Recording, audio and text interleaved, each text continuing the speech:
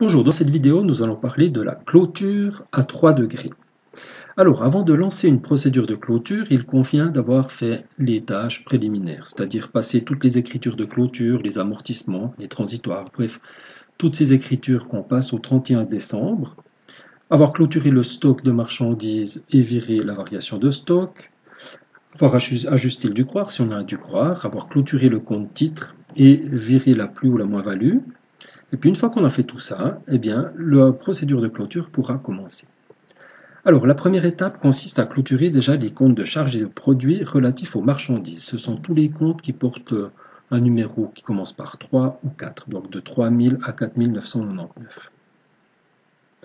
Alors, on voit ici que les soldes, s'ils figurent à droite du compte, vont aller à gauche du compte de résultat et vice-versa. Donc, on croise toujours.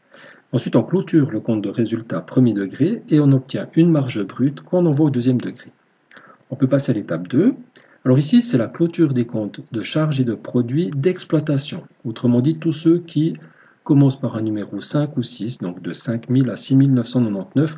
Autrement dit, ce sont toutes les charges que nous avons eues dans le cadre de notre activité économique. Alors ici, justement, on va clôturer ces comptes et de nouveau, si le solde figure à droite, il ira à gauche du compte de résultat et dans le cas inverse, ça viendra toujours croiser.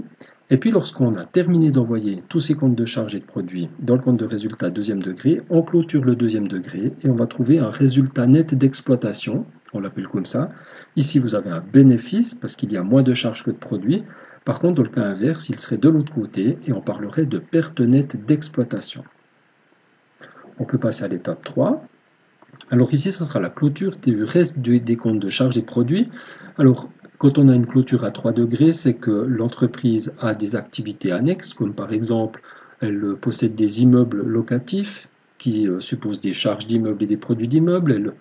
Elle a des titres, où c'est la placer de l'argent dans des titres, d'où des charges de titres et des produits des titres, et ainsi que des comptes, produits et charges exceptionnels.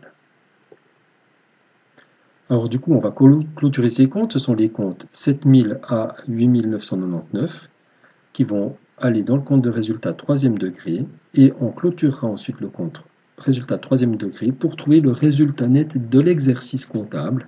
Donc ici, on a un bénéfice net d'exercice. On pourra avoir, si le solde était de l'autre côté, une perte nette d'exercice. Ce résultat va être viré à privé, et puis ensuite on clôturera privé pour déterminer une variation de fortune qui sera virée à capital. Alors on voit ici, ce résultat est un bénéfice, il va dans le compte privé. Le propriétaire ayant peu prélevé, il laisse de l'argent à son entreprise, et on voit que la variation de fortune va être virée du côté plus du compte capital, ce qui fait qu'on parlera ici d'augmentation de fortune. D'ailleurs, la fortune passe de 2000 à 2170. Une fois qu'on a terminé cela, il suffit de clôturer tous les comptes actifs et passifs et de dresser le bilan final ordonné.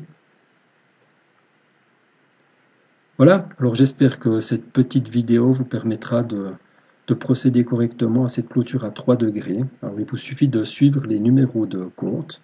3 et 4000 pour le premier degré, 5 6000 pour le deuxième degré, 7 8000 pour le troisième degré. Lorsqu'on sait que les actifs ce sont les comptes 1000 et les passifs les comptes 2000, on y est.